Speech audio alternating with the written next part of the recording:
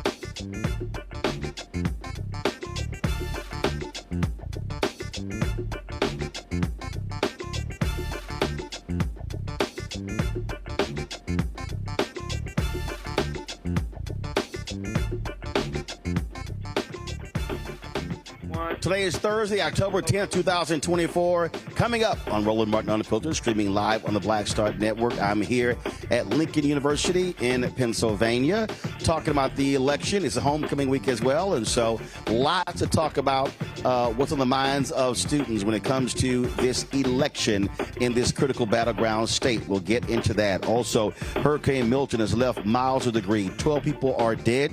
We'll talk to meteorologist Paul Goodloe of the Weather Channel about the aftermath of the second hurricane to hit the Sunshine State. Also, a recent poll by the Leadership Conference on Civil Rights says voters fear post-election violence. We'll talk to the president and CEO of the Leadership Conference, Maya Wiley, about their poll. Plus, 4 million people will not be able to vote in 48 states because laws ban folks with felony convictions from voting. We'll talk with the executive director of the Sentencing Project about that as well. Plus, Donald Trump speaks to the economic club in Detroit, and what does he do?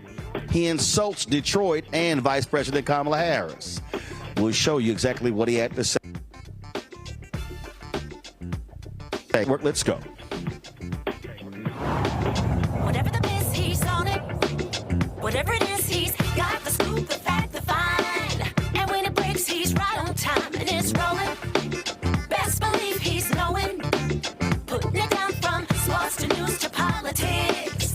With entertainment just for kicks, he's rolling. It's on go, roll, roll, y'all. It's Roland Martin, yeah. Rolling with Roland now. He's funky, he's fresh, he's real, the best, you know he's Roland Martin now.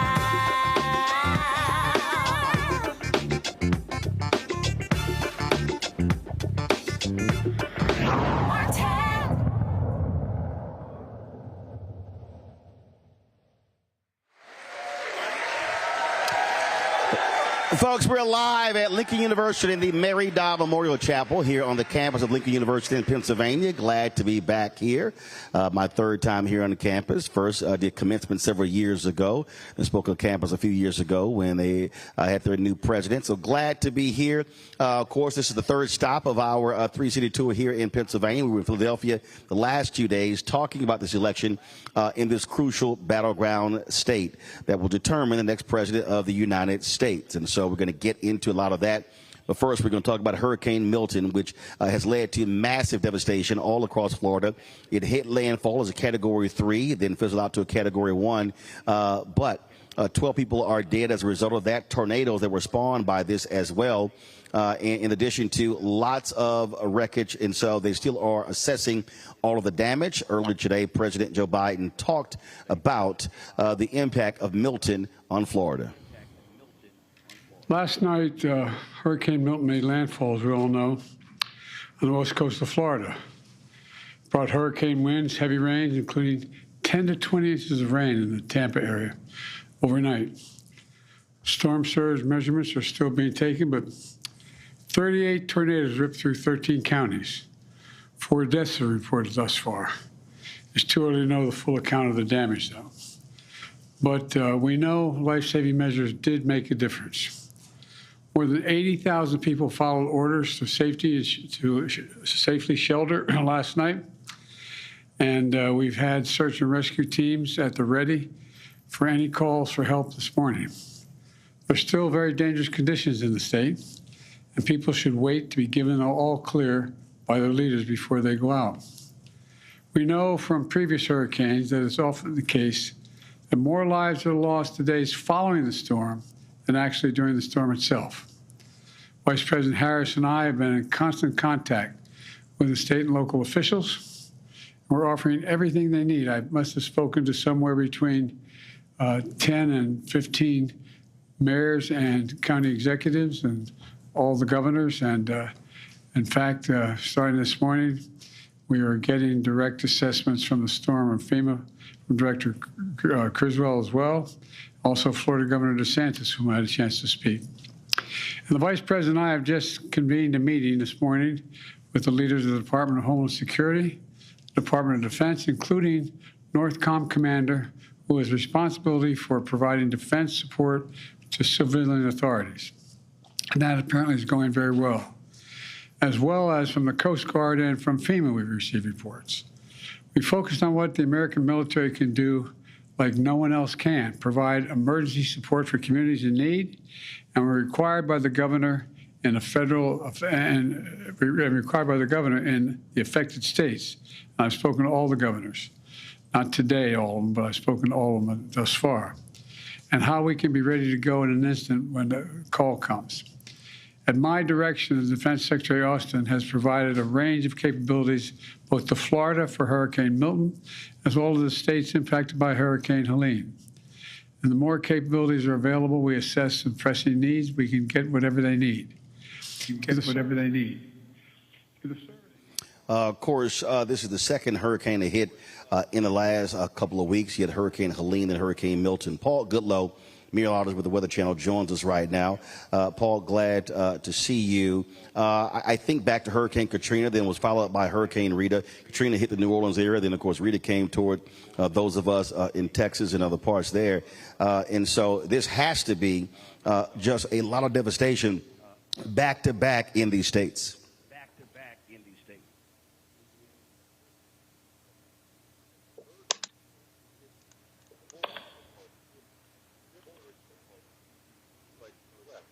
I think you're muted.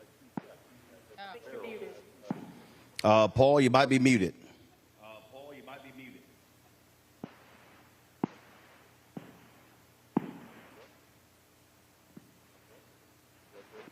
Nope, Paul's not muted.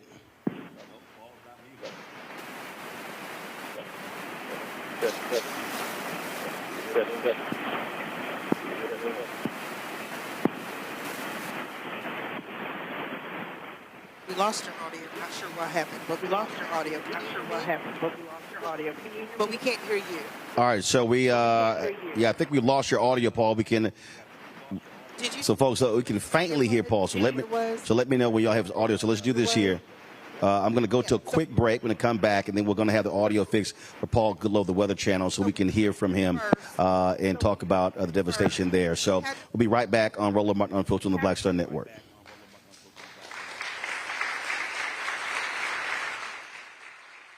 He told us who he was. Should abortion be punished? There has to be some form of punishment. Then he showed us. For 54 years, they were trying to get Roe v. Wade terminated, and I did it, and I'm proud to have done it. Now Donald Trump wants to go further with plans to restrict birth control, ban abortion nationwide, even monitor women's pregnancies. We know who Donald Trump is. He'll take control. We'll pay the price. I'm Kamala Harris, and I approve this message. In 2016, Donald Trump said he would choose only the best people to work in his White House. Now those people have a warning for America. Trump is not fit to be president again. Here's his vice president. Anyone who puts themselves over the Constitution should never be president of the United States. It should come as no surprise that I will not be endorsing Donald Trump this year. His defense secretary. Do you think Trump can be trusted with the nation's secrets ever again? No. I mean, it's just irresponsible action that places our service members at risk, places our nation's security at risk. His national security advisor. Donald Trump will cause a lot of damage. The only thing he cares about is Donald Trump. And the nation's highest-ranking military officer. We don't take an oath to a king or a queen or to a tyrant or a dictator. And we don't take an oath to a wannabe dictator. Take it from the people who knew him best. Donald Trump is a danger to our troops and our democracy. We can't let him lead our country again. I'm Kamala Harris, and I approve this message. Hey, what's up? It's Sammy Roman. Hey, it's John Murray, the executive producer of the new Sherry Shepherd Talk Show. It's me, Sherry Shepherd, and you know what you're watching, Roland Martin Unfiltered.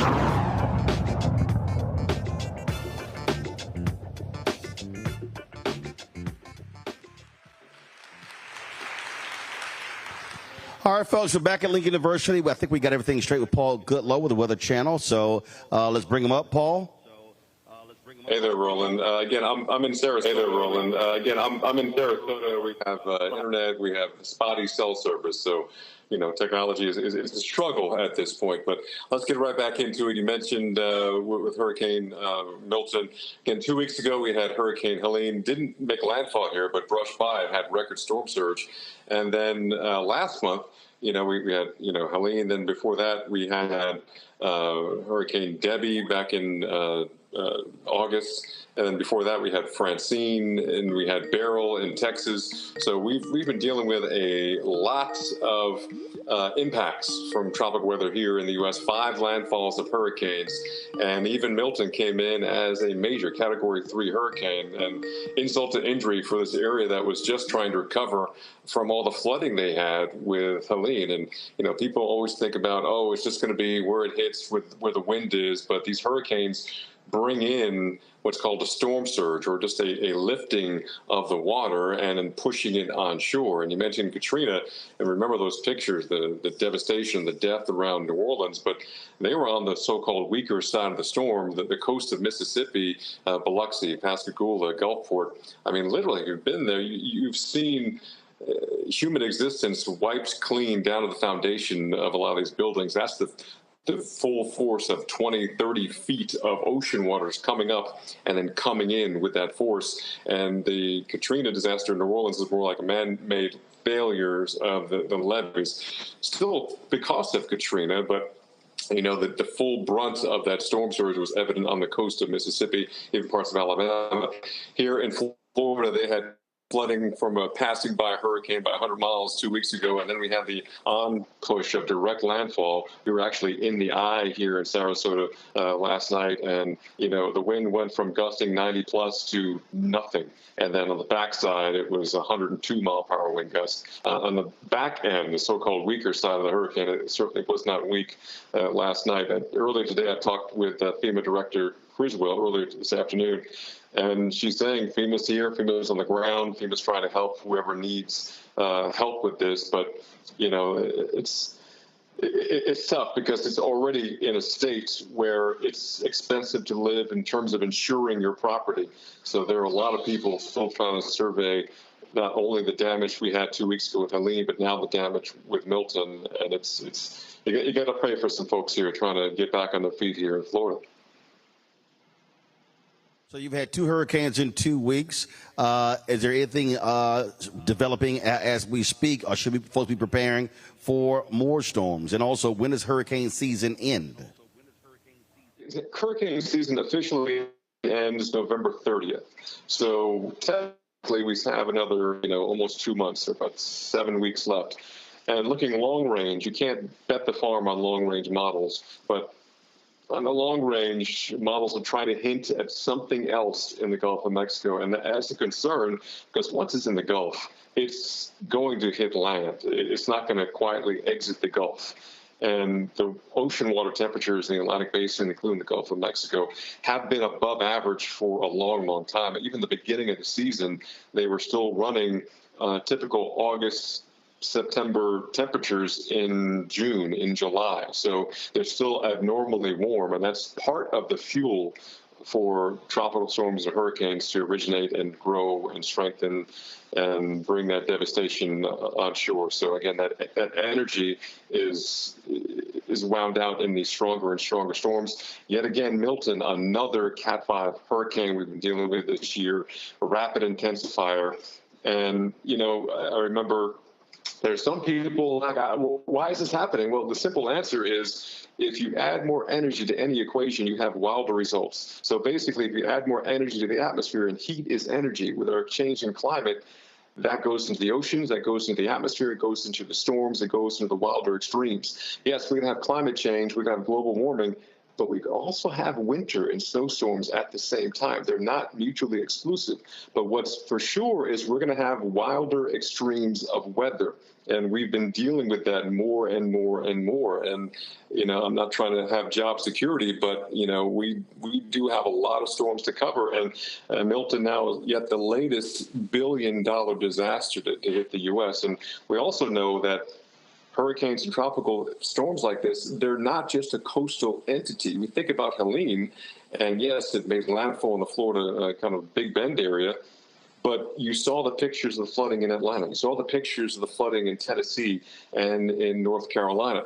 These are no longer just coastal storms. There was a hurricane that made landfall in Louisiana, I think it was 2 years ago. It caused more deaths with the flooding it caused in Pennsylvania, New Jersey, and New York than it did where it hit in Louisiana. So, this is the thing about this weather. You can't escape it. And it's far beyond where that weather might start in terms of the impacts to people who may be living in a basement apartment, and you have record-setting rain, and you have the water rise so fast you don't have a way out. And that's what happened a couple of years ago in New York and parts of New Jersey. So, more and more people are getting in harm's way of weather they never thought they would be in harm's way for. Well, there was a report I saw the other day of all of these people who literally moved from eastern North Carolina along the shores to western North Carolina, that's more mountainous, thinking they were actually escaping climate change. And then we saw what happened with Hurricane Helene, the massive flooding, and how Asheville was just almost wiped out because of the floods. And they specifically were citing, hey, we think it's safer living here but to combat climate change. That simply is not the case.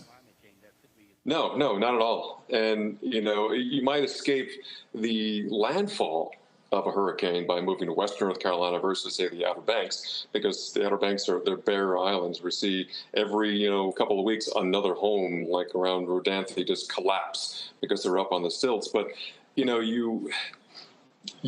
Mother Nature is the great equalizer. You cannot escape the weather, no matter where you live, how much money you make, whoever you pray to.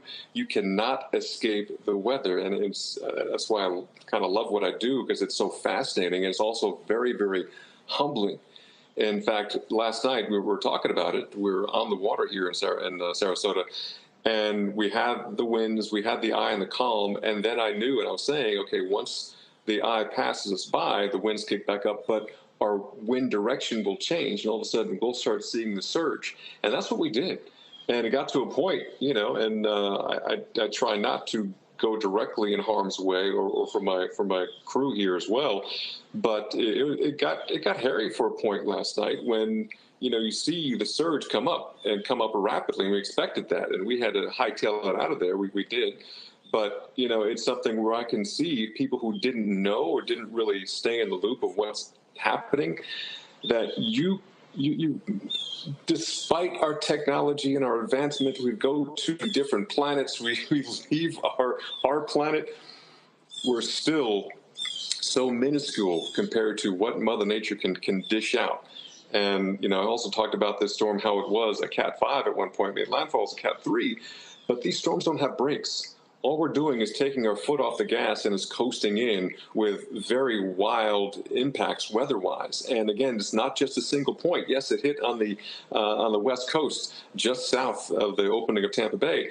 But we had, as you're talking about, dozens and dozens of tornadoes, killer, deadly tornadoes, just north of Miami, in that part of Florida. So, it's a wide range of impacts that it's almost impossible to find a place on this country or on this planet that you can truly escape the impacts of weather. And with wilder swings in our weather, the extremes are becoming more commonplace. Our averages are trending upward for more extreme weather events. So it's something that even if we change all the inputs we're putting in the atmosphere that has kind of spurred these changes, we're still going to have the changes and the extremes go up before they start to plateau and go down. So now it's a matter of kind of adapting to it and changing our responses. And I think about Katrina, and then you had,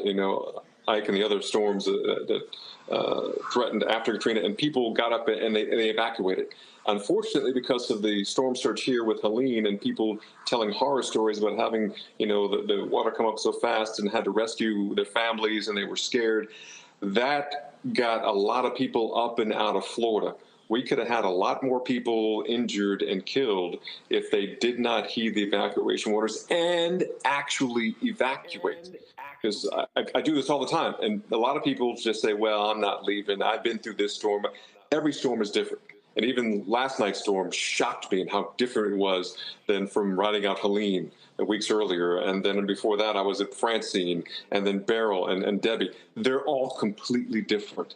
So, it's better to evacuate 6 times and never have anything happen to your house versus not evacuate 1 time and you're screaming out and praying late at night and no one's coming to help you. Indeed. Paul Goodloe with the Weather Channel. We appreciate it, Frat. Thanks a lot. No problem. Folks, let's now turn to politics. After the 2020 election, we saw an unprecedented amount of political violence. We saw what took place on January 6, 2021.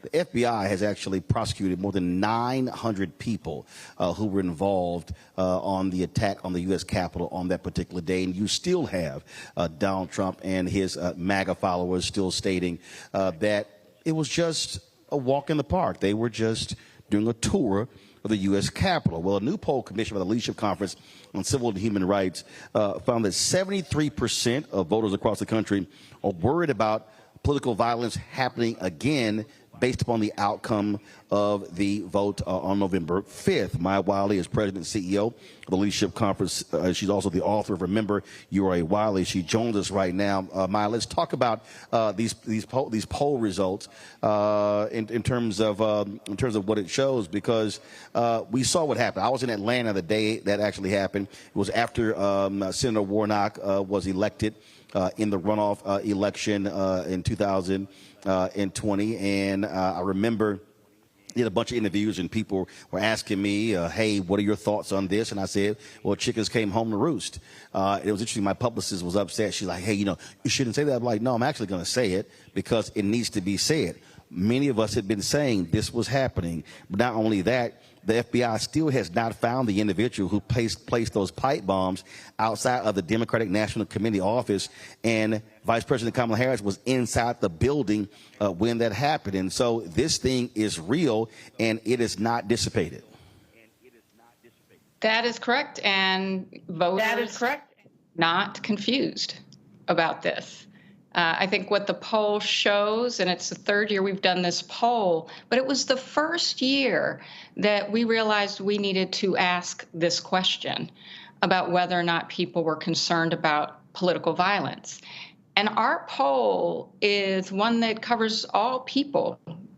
We sample for white and for Black and Latino, and we know that we are capturing a very big cross-section of this country. It's a national poll. And 73% is a very high number, and it's not surprising, both because of your very important points, Roland, what people have seen in the news. But it's also, that we've seen the rise of hate. We've seen how people respond to rhetoric from politicians and other powerful people who seek to divide us, who can sometimes stoke that kind of violence. And so I think the fact that people are knowledgeable, are paying attention, should be no surprise to us. But I also want to make sure people know that there's good news in this poll. Very good news. I mean, for one thing, our poll has found year over year over year for the past 3 years that democracy is a top issue, that people are very concerned about their freedoms. I would say we could summarize it as people know democracy is on the ballot. But equally importantly, if not more importantly, that we have seen record high numbers of motivation to vote. 93% of the respondents in this poll said that they were highly motivated to vote. And it won't surprise your audience that Black women are off the charts. And that's not unusual, Black people. But motivation for Black women is at 60%. That's extremely high, and it's higher than any other group.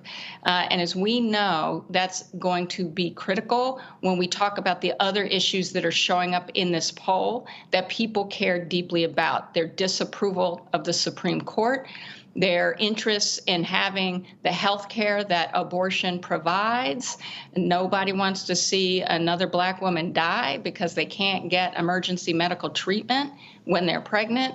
But it's also about, all of the freedoms that we enjoy, people caring about affordable health care. And all of these issues are very much clear, front, center, and present for the people we survey.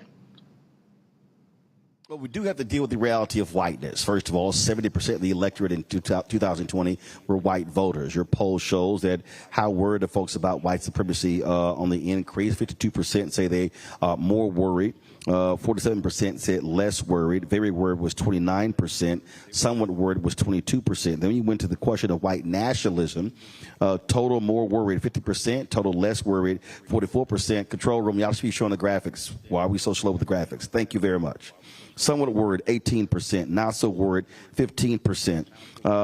That is real. And when you start looking at the rhetoric being used, when you start looking at what is being stated, and I've said this to several political folks on social media when they were talking about why Vice President Kamala Harris isn't doing so well when it comes to union workers. I said, why are y'all leaving out the white part of union workers? We have to recognize in places like this state, Pennsylvania, in Ohio, in Michigan, in Wisconsin, we have folks who are actually voting against their pocketbooks and voting for white culture.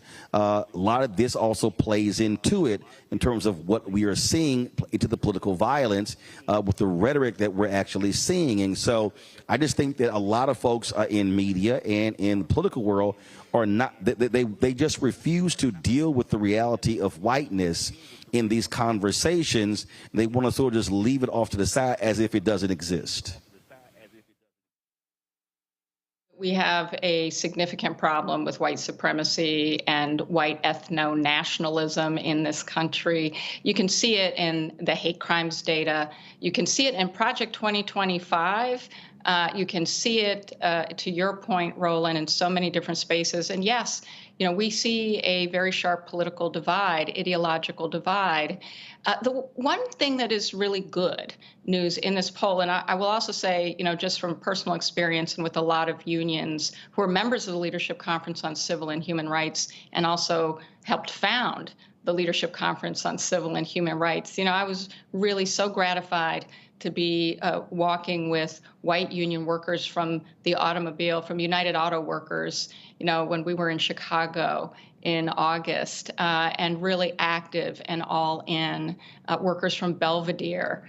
We know that there's a strike pending there. So, the one good thing to know is, no community is a monolith, and that is important. And we have some good allyship on the issues of democracy and freedom and racial justice and a right to work and support a family. But I think you're also right that you can see in the numbers exactly what you're talking about, Roland. But it's also very gratifying to see how women in general across race, women who are white women who lean liberal, and even the softening in what would be the moderate category, right? The people who would not self-identify as conservative or liberal, who are less susceptible, who are more swayable, I would say, on really critical issues. So just for example, we heard and saw the hateful lies about the Haitian community in Springfield. We know what that was. That was hate, that was racism, that was explicit, and that had real consequences to people's safety. And look, the narrative and the rhetoric we're hearing from politicians who want to divide us along racial lines, who want to signal to white supremacy and to white nationalism, exactly those things are often saying the quiet part out loud. But what they're also doing is trying to use immigration as a wedge. They are trying to say that we should fear immigrants, that folks who come to this country and work and pay taxes somehow do not deserve the respect and treatment that we know we all deserve as human beings. And when you look at moderates, for example, if you look at conservatives, people who self-identify as conservative, heavily white, you're going to see their top issue is immigration and the economy. But if you ask moderates, immigration comes up as 20%. That's a significantly lower number. And what it tells us is we really do have the opportunity to speak to the issues that people care about. And when they hear politicians are trying to divide us, they do not like it. It does not serve any of us.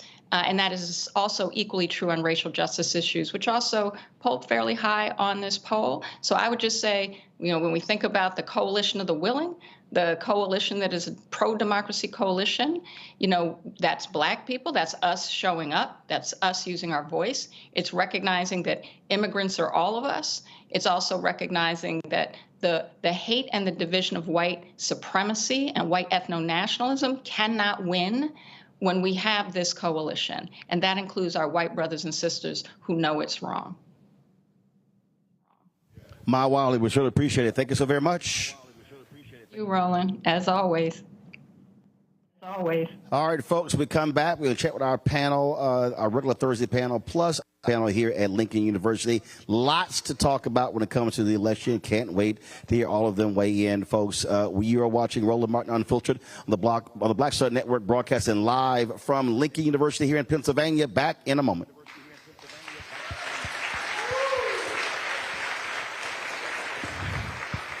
All right.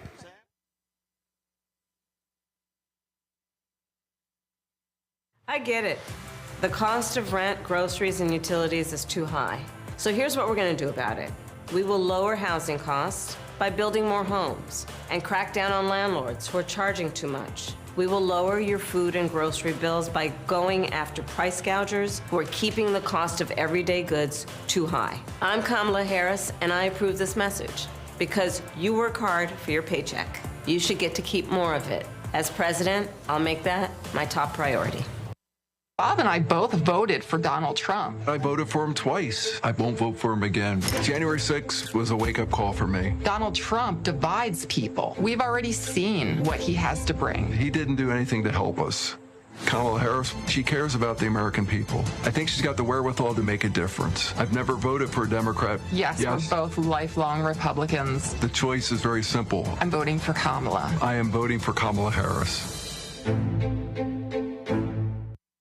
Of 100 Republicans who worked in national security for Presidents Reagan, both Bushes, and for President Trump, now endorsing Harris for president. She came up as a prosecutor, an attorney general, into the Senate. She has the kind of character that's going to be necessary in the presidency. Vice President Harris is standing in the breach at a critical moment in our nation's history. We have a shared commitment as Americans to do what's right for this country. This year, I am proudly casting my vote for Vice President Kamala Harris. Former generals, secretaries of defense, secretaries of the Army, Navy, and Air Force, CIA directors, and National Security Council leaders under Democratic and Republican presidents, Republican members of Congress, and even former Trump administration officials agree there's only one candidate fit to lead our nation, and that's Kamala Harris. I'm Kamala Harris, and I approve this message. Hello, we're the Critter Fixers. I'm Dr. Bernard Hodges. And I'm Dr. Terrence Ferguson. And you're tuned in to Roland Martin Unfiltered.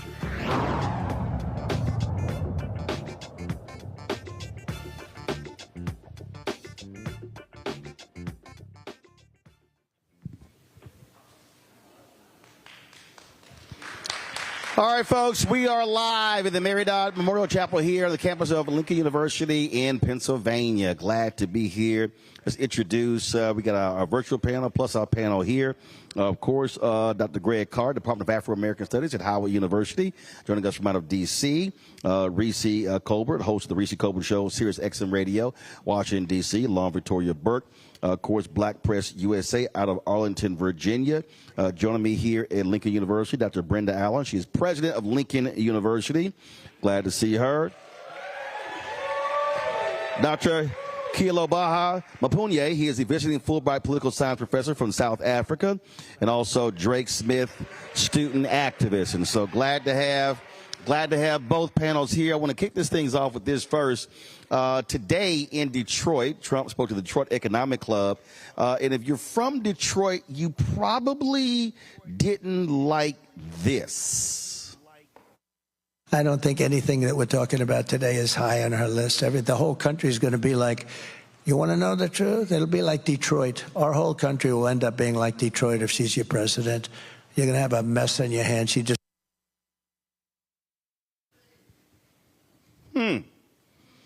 Detroit, if y'all need any reason to turn out, this probably is a good reason. I want to kick things off with our normal Thursday panel.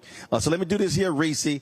Reese, I got to let you know first, Reese, we're doing this from the Memorial Chapel at Lincoln University. Okay? So I know your penchant for cussing is high. So just want you to know we have audio that is running in the chapel, Reese. So this needs to be a cuss-less Thursday, Reese. So I need to give you that warning first. So I'll start with you. Again, that comment right there, if there's any way to motivate folk in Detroit to vote, he just flat out just insulted the entire Motor City. First of all, Roland, I saw that big cross. I saw that big cross. And I heard Memorial. I'm going to be on my best behavior tonight. But thank you for the reminder. Yeah, it was disrespectful. Sure. And you know it was disrespectful. Like, and you know, he means black people. He means that the black girl president is going to make the whole country blacker than anybody should want to see it. So that's really what it was code for. But this is the same person that said to black voters, what do you have to lose? Your lives are hell, and things like that. And so he has consistently been disrespectful. This is the same person that also tried to get the votes in Detroit and in Milwaukee and in Philadelphia thrown out. And so the disrespect is part of a pattern, a very long pattern. We'll see if this is what takes people over the edge. I hope so, because I have been seeing reports that people are less motivated in terms of the on-the-ground reports in areas like Detroit. So black people in Detroit, stand on business. Don't let Trump get up there and play in your face like that. Lauren, we've seen this, to Reese's point, when you look at the 2020 election. In the January 6th was about people who voted in 4 cities. And he would often criticize it. He would say Fulton County. He really means Atlanta. He would say Philadelphia. He would say Detroit. He would say Milwaukee. In Wisconsin, they did a partial recount in 2020. The recount only took place in Milwaukee. Trump told his white supporters it was those black people is the reason why I lost. Yeah, well, to quote you, Roland Martin, it's killing him that, and it was killing him at the time, and it's going to probably do so again, that black voters is what won it for Joe Biden in 2020. It was killing him that Detroit and Philly and Atlanta made the difference, and Milwaukee made the difference. He hated that. He hates thinking about that. This entire race has been about vilifying immigrants. That's what he's doing. Whether it's Congo or Venezuela or Mexican Americans or Mexican immigrants, that is what he's made this entire campaign about. It is a white supremacist campaign right in front of our face. And the New York Times, for some reason, the so-called paper of record, doesn't want to bring that up. And CNN keeps having panels where they're normalizing it. It's a strange situation. And quite frankly, probably one of the most racist campaigns we've seen in a long time. Even if you go back and look at the footage of George Wallace and Lester Maddox, even those two guys were fairly careful about not saying it like right in front of your face. Donald Trump is done with that. And the media is failing us. The mainstream media is failing us when it comes to pointing out that this is a straight up racist campaign. He does it every single day. He did it again today in Detroit, and tomorrow it'll be something else. On that particular point, Greg, I keep making this point. It drives me crazy when I look at these political reporters on social media and when they're talking about voters, and they keep going back to, oh, how Harris is just not doing well with the working class union workers. And I'm like, nah, she's doing real good with black working class union workers. She's doing real well with Latino working class union workers. They just won't say the word white because they don't want to deal with the reality of whiteness. When they talk about identity politics, that's only black, that's only Latino, that's only Asian, that's only LGBTQ, that's women, but they don't want to deal with white, and we can't ignore the reality. When you look at the numbers, how can you have Teamsters? In fact, guys, let me know if y'all have that Teamsters ad they put together, the Teamsters for Harris. How Biden-Harris saved 600,000 Teamsters pensions, and they could not endorse her. And the president said on the podcast it was down the middle of 50-50. And I'm going, they save your behinds, but you still are going to support a dude who had a rally supposedly and had people dressed as auto workers. And then when they interviewed them, they found out they were not actually auto workers. Yeah, absolutely, Roland. This is a man who is the master of one thing, undisputably. He's the master of vibes. He understands white supremacy vibes. He's a creature of pop culture and television, and he knows how to communicate past facts. Some of these same people are the ones who are saying that Kamala Harris is seeding the clouds and creating the hurricanes and sending them to red counties to stop people from voting. And they say that with their whole heart, because this is the way that, to echo what you said, Lauren, race has eaten the American mind. By the way, go Lions. Good to see President Allen. I haven't seen since the former interim president of Lincoln University, James Donaldson, made transition about 5 years ago this month, actually. Y'all came down to Howard for the funeral. So Dean Lynetta Lee, my man Zizwe Poe, Lincoln's close to my heart as an adopted Philadelphian. So much love to y'all. But, when we see what's going on, as we just heard Lauren say, race is front and center. And you're absolutely right. Lester Maddox in Georgia with his 2x4s and George Wallace, even they didn't go this far. They were strict segregationists for sure at that time. But Donald Trump is a whole full-blooded racist, and he has pulled out all the stops. He's not going to lose votes for what he said at Detroit today. He and Junior Varsity Vance are quadrupling down on the bet that they will gain votes. That's where we are. Something in the Civil Rights Monitor report that Maya Wiley just walked through and that you walked through with her was, I think, kind of remarkable to me. 70% of folks who polled had heard of and were familiar with Project 2025. I don't know about you, Roland. Maybe you'll say a few words about this, or someone else will. I don't know that a document, that 922-page document, something that heavy, has been that much a part of national dialogue since maybe the Pentagon Papers, in terms of something that regular rank and file people, if you say that, now whether they've read it or not, whether they know that Project 2025 is just one pillar of a 4-pillar game plan they have with their database of 11,000 as of June people ready to go into the federal government, with their boot camp should they win to train those people, and with part 4, which aligns with his agenda 47, to put those people in place and wipe out all of the people who work in the federal government and replace them with these automatons. You know, the fact that people know that is truly something for me in this moment. I find remarkable. It's cut through the noise. Now, the question is, as you say, is going to be whether we are going to back up that awareness with action. Because if we don't go to the ballot box, then all of that is for naught. And we're facing something we probably haven't seen in this country since, in fact, the Civil War. Dr. Allen, I want to pick up on that point because the thing that I have been consistently saying, I did a interview the other day on a podcast, and they asked me about the election. I said, let me be real clear. I said, with where I am in my life, where I am economically, I said, I can be unfazed whether Trump or Harris wins.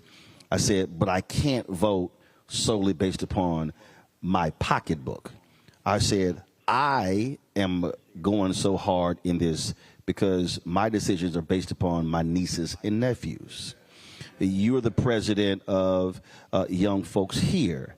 And when I look at the numbers, when I look at the turnout numbers, when I look at the number of folks who were looking to sit this thing out and sit on the couch, what I keep saying, and this is not condemning any voter that's between the ages of 18 and 25 or 18 and 29, what I keep saying is, literally, the decision made by who wins and loses will have an impact on those very folk for the next 30, 40, 50 years. And so no one could say, I can just sit this out. What have been the conversations on this campus that you have been saying to folk who say, oh, I love Lincoln, but they got to realize state funding, federal funding, research dollars. I mean, so this notion that what's happening in D.C. does not impact Lincoln University is dead wrong. Yeah. So the conversation on this campus has been about your vote matters. And we are, first of all, concerned that people exercise their vote, but that they exercise that vote as informed citizens. And so, you know, it's a two-pronged thing here.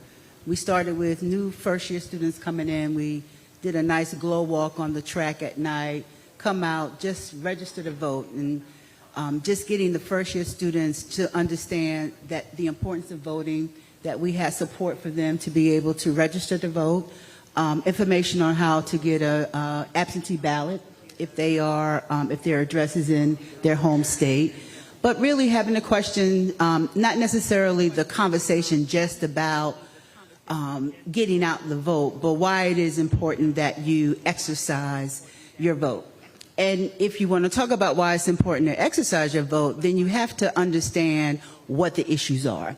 So it's not enough to fall on one side or another. As university, our job is to really expose students to all those ideas and really push them and help them to develop the kind of critical analytic skills that it takes to really think through why it matters.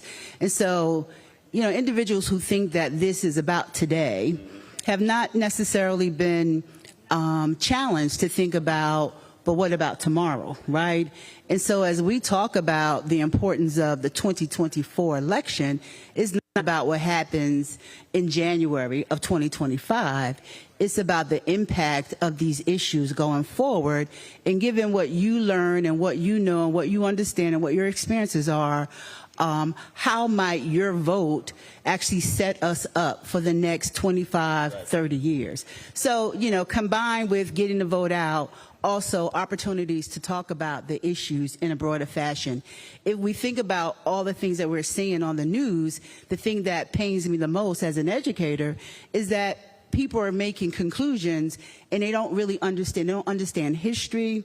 They haven't taken into consideration culture. They haven't taken into consideration all the different myriad of issues that come together to sort of create the situation that we're in right now. And it's easy to fall on one side or the other based upon what you know in the immediate, but when you bring a lot of knowledge to that, you can make a better decision. And so being informed, I think, is really very important. Drake, y'all have been real busy registering 400 some odd students, but what have those conversations been like?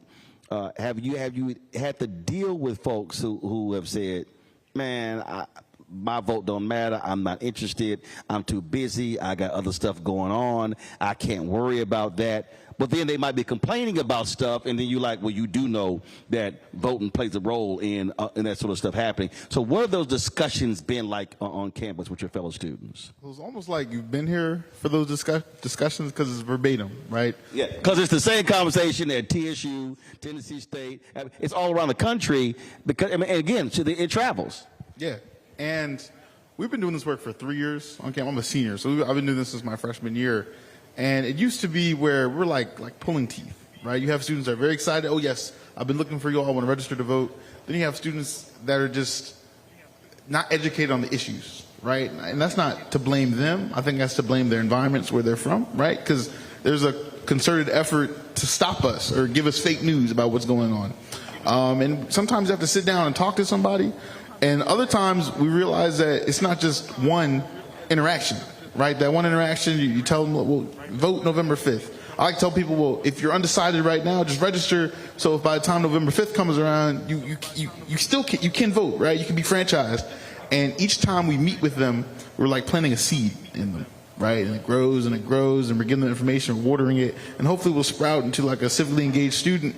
But shout out to, we have a group, Project 26. It's called Project 26, so the 26th Amendment gave 18-year-olds the right to vote, and they've registered over 400 students on our campus. The College Democrats, in a nonpartisan way, have been doing voter registration. They registered another 120 students. Our advisor, Ms. Jacqueline Caleb, is in the audience right now. She's been doing this work for 30 years, right? So I think a lot of people, when they're focused on HBCUs and voting, they think that we don't know what we're doing. But we've had people on the ground that have been doing this for over 30 years, and we've been so good at it that actually in 2012, and someone correct me if I'm wrong, the county commissioners moved our voting place off of campus because we came out in droves. See, there you go. 2008 and 2009. And see, that's been happening at Prairie View and Waller County and some other different places.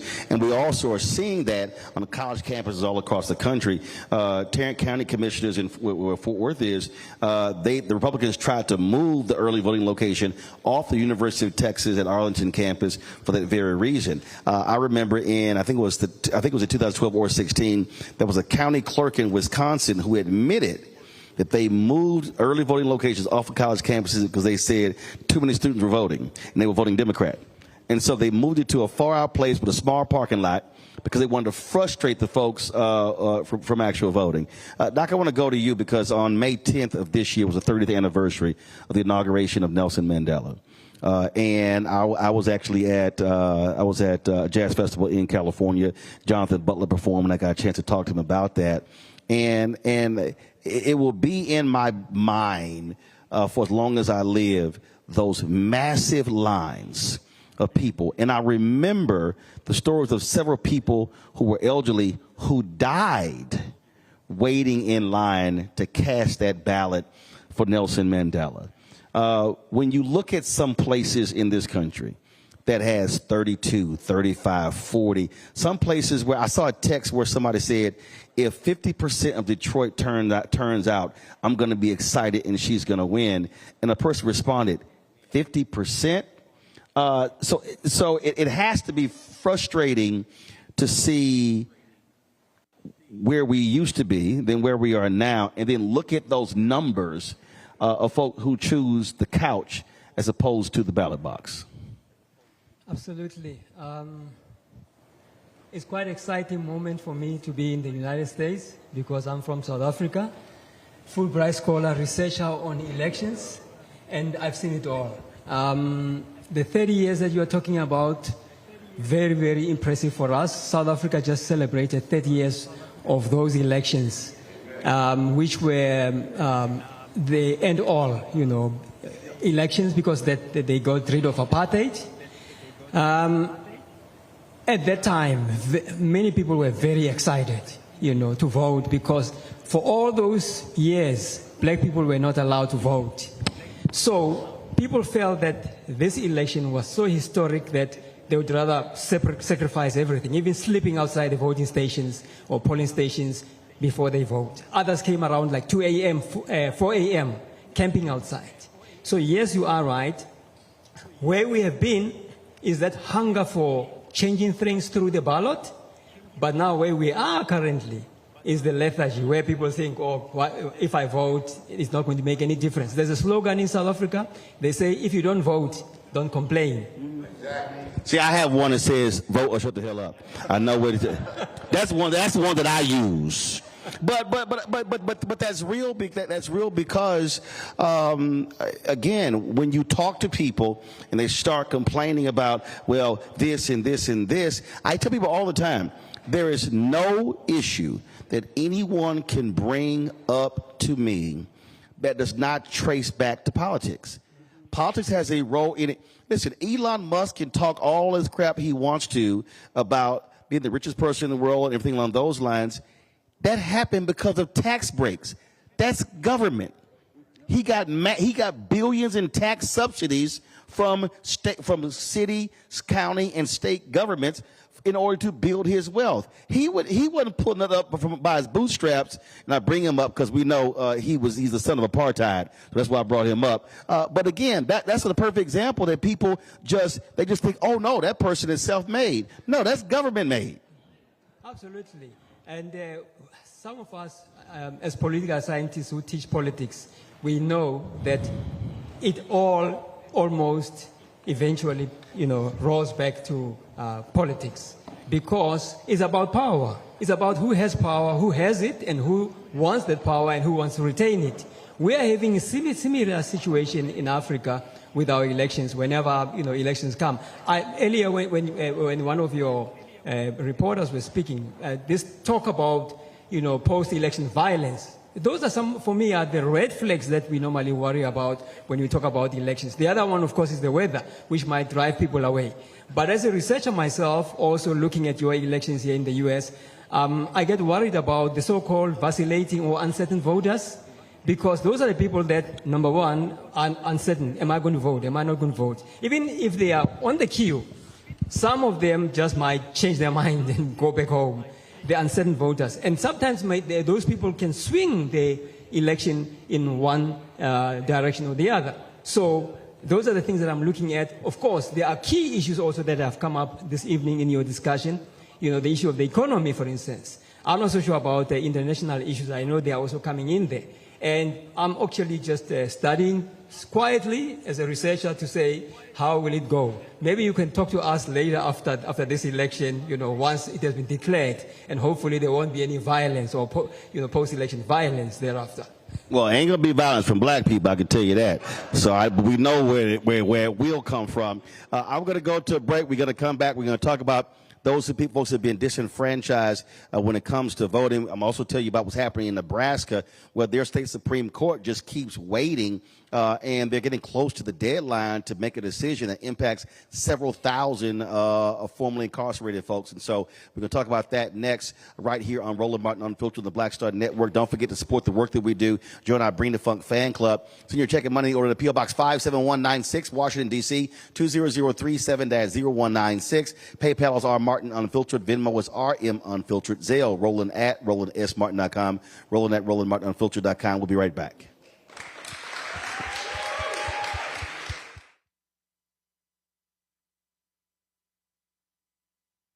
IVF is a miracle for us because it allowed us to have our family. After having my daughter, I wanted more children, but my embryo transfer was canceled 8 days before the procedure. Donald Trump overturning Roe v. Wade stopped us from growing the family that we wanted. I don't want politicians telling me how or when I can have a baby.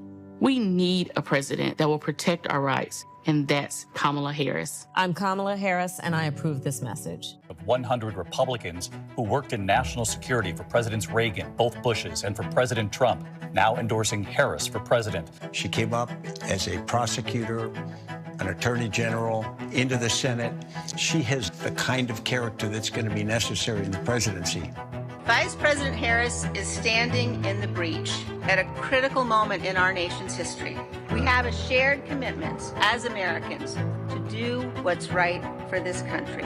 This year, I am proudly casting my vote for Vice President Kamala Harris. Former generals, secretaries of defense, secretaries of the Army, Navy, and Air Force, CIA directors, and National Security Council leaders under Democratic and Republican presidents, Republican members of Congress, and even former Trump administration officials agree there's only one candidate fit to lead our nation, and that's Kamala Harris. I'm Kamala Harris, and I approve this message.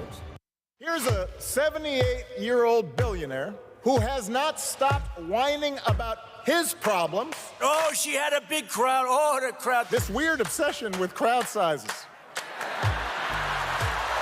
just goes on and on and on.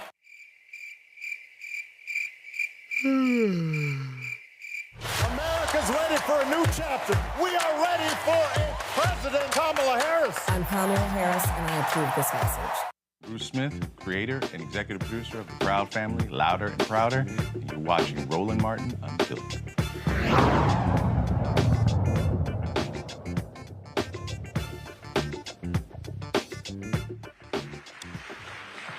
All right, folks, welcome back to Lincoln University in Pennsylvania, where we are broadcasting live. Glad to be here in the Dow Memorial chapter. Let's talk about felony disenfranchisement. 48 states have laws that keep folks from voting who are formerly incarcerated. Yet, of course, you have somebody who is a convicted felon who is running for president. But let's be real clear, okay? Donald Trump ain't the same convicted felon as some brother who's in Philadelphia, who's in Detroit, who's in Houston, or anywhere else. Because remember, they didn't take his mug shot, they didn't fingerprint him, but no perp walk, none of that sort of stuff. And so this idea that they are the same, that is simply not the case. So you have right now, folks, an estimated 4 million people, 1.7% of the voting age population, who are ineligible to vote. And it's even worse in various places. So you take Nebraska. So the folks in Nebraska, now if you want to know how these Republicans operate, the folks in Nebraska literally passed a law allowing folks who were formerly incarcerated to be able to vote. The Secretary of State and the Attorney General said, oh, that's unconstitutional. I've never heard in my life where an Attorney General or Secretary of State issued a ruling about a law the legislature passed calling it unconstitutional. Well, they sued, and it's now before the Nebraska State Supreme Court, but they've actually waited on a decision, and so the next time they rule will be October 18th, which is actually the deadline to register to vote in Nebraska. So it shows you what's going on here. And then when you look at Tennessee, a place where more than 20% of black folks are unable to vote there as a result of formerly incarcerated. So joining us right now is Kara Gorsh, the executive director of the Sentencing Project. Kara, glad to have you here. I mean, this is a real issue. We saw what happened in Florida. Amendment 4 gets passed there by more than 60% to restore the voting rights of formerly incarcerated. What do Republicans do there? Go back, oh no, they start changing the laws and then say, no, you got to pay all of your fines and everything before you can actually get your right to vote. Then some of the folks in the last election did register. And then what did Governor Ron DeSantis do? Sent the police after them, arrested them, and all those cases got booted. But it's a chilling effect against them. That was the brother in Texas who waited 6 hours in line. He was later arrested, and it was found that he could vote, but they went back and he said, I will never vote again because I can't go through what I went through because I'm scared to get arrested. And so you see that happening all across the country where Republican governors and other leaders want to scare formerly incarcerated to keep them from voting, and we see this over and over and over again. Absolutely. There's no doubt that politicians are using the confusion around felony disenfranchisement laws to suppress voting across the country. Part of the challenge around these laws is that they are just so disparate. If you live in Maine and Vermont, you will never lose your right to vote because of a felony conviction. People in prison vote. They have candidates forums in prisons in those states. That is not the case in 10 states where for the rest of your life, in some circumstances, you can be barred from voting. It creates immense confusion for people directly impacted. It creates immense confusion for public officials. And what we see is people, not only people who can legally not vote because of the disenfranchisement laws are affected, but also people who are de facto disenfranchised because they don't know what the laws are. A real easy way to clear up the confusion is for us not to entangle the criminal justice system and all the racism and inequality in that criminal justice system with our democracy. And so that felony disenfranchisement laws should not exist, and everyone should be allowed to vote regardless of their criminal conviction history. Here's a perfect, what I was talking about. Let's see if I can pull this tweet up here. Give me 1 second. This tweet here is from Tadil with Bolts Magazine, and said that, so while Nebraska's GOP officials getting away with a unilateral summer decision to stop applying 2 laws that allow people to get their voting rights restored, suddenly barring tens of thousands of voters, he then says this is estimated to affect up to 100,000 people who should otherwise have the right to vote next month. Now, why is that important? Well, because in Nebraska, they award the electoral colleges electoral votes based upon how you perform in the congressional districts. And so they have one vote that's typically blue, which is where Omaha is.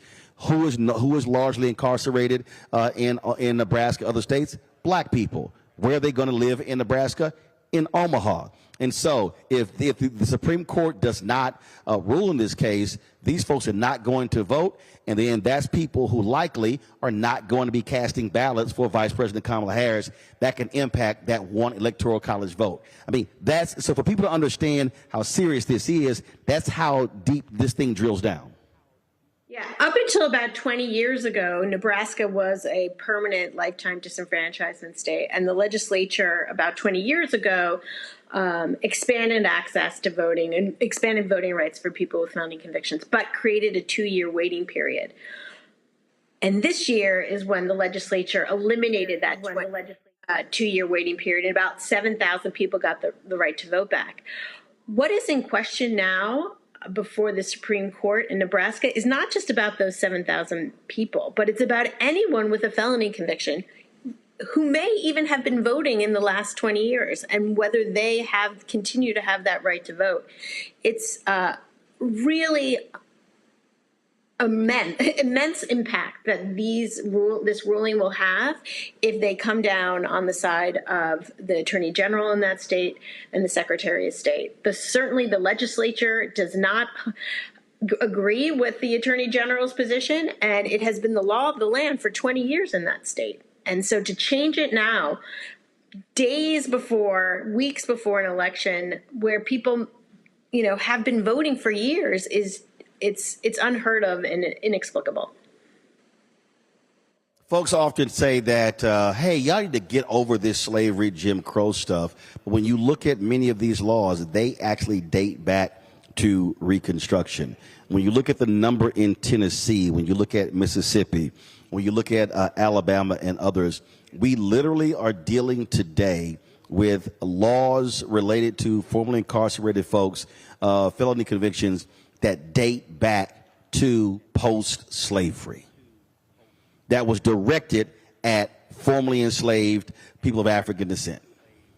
Absolutely. I mean, there is a direct correlation between the origination of felony disenfranchisement laws in this country and the Jim Crow policies, the intention. Some lawmakers, there is a legislative history in Virginia where lawmakers explicitly said that the motivation for passing that state's lifetime disenfranchisement policy was to bar former slaves from voting and Black people in the state from voting. They were explicit, and that is the history of that law.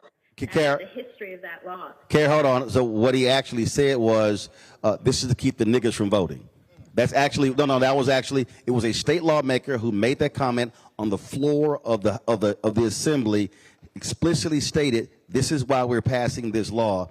And it was when Terry McAuliffe was governor, they then began to make some changes. Then he did it unilaterally. The Republicans sued, said, no, you have to actually you have to actually write out for each person. And so then they begin to do that. And so they even tried to stop that because he felt he can do it just in one fell swoop. They said, no, you have to literally grant each individual their right to vote. So he was like, well, get the automatic pen out. Let's get this thing going. But the reason I'm stating that is because I need people to understand that when we're fighting these laws, people are trying to say, oh, no, those things were later changed. No, the original intent in Mississippi, in Tennessee, in Virginia, and other places, it was explicit to keep black people. They call them the N-word, they call them coons, in other words, from voting. It was nobody else, it was black people. I think what we have seen over time is because of the onset of mass incarceration over the last 50 years, where the population of people with criminal convictions has exploded. Disproportionately, communities of color, black communities in particular, are affected by our criminal justice system. We have seen a growth in the disenfranchised, a significant growth in the disenfranchisement population in our history, and a disproportionate impact on black communities in particular. Now, African Americans of voting age are 3 times more likely to be disenfranchised compared to non-African Americans. In some states, as you talked about earlier, like Tennessee, the rates are much higher for black voting age adults. So it has a huge racial disparity in who it's impacting, and it's suppressing the voice of black communities.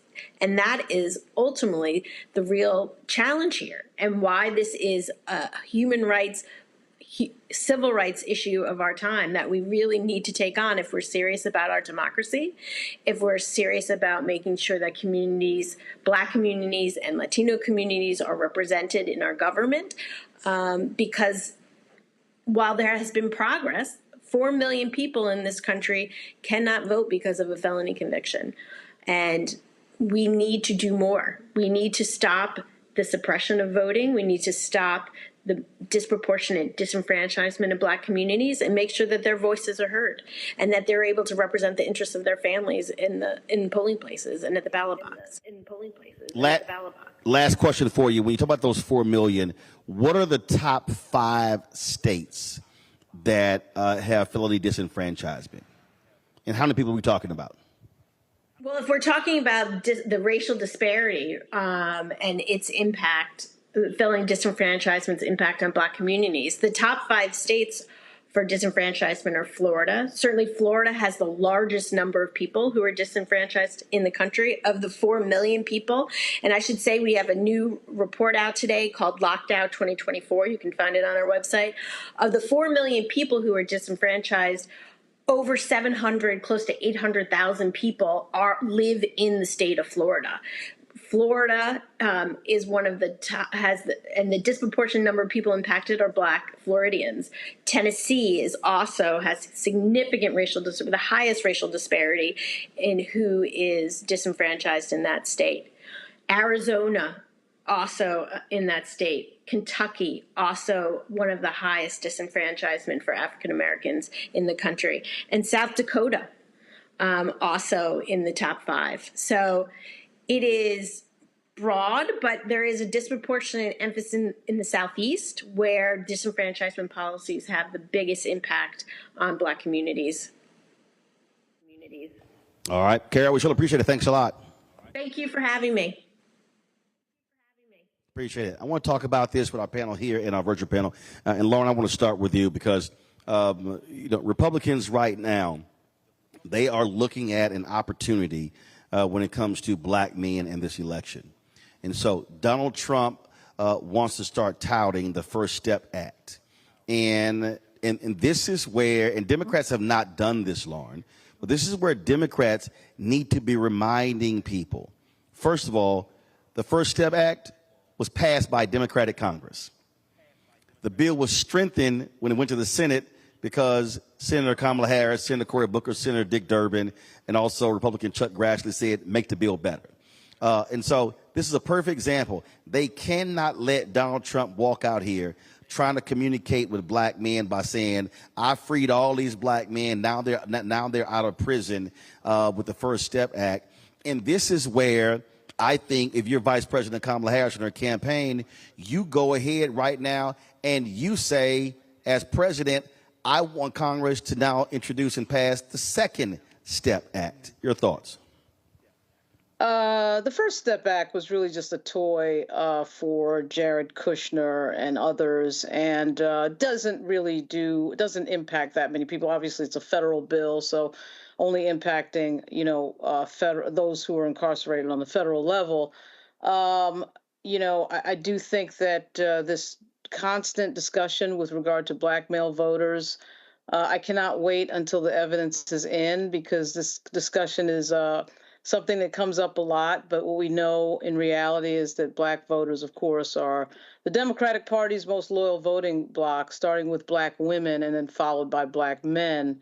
I do think that when we look at the registrations that came in right after Vice President Harris entered this race, that level of energy and excitement and enthusiasm was not to be doubted.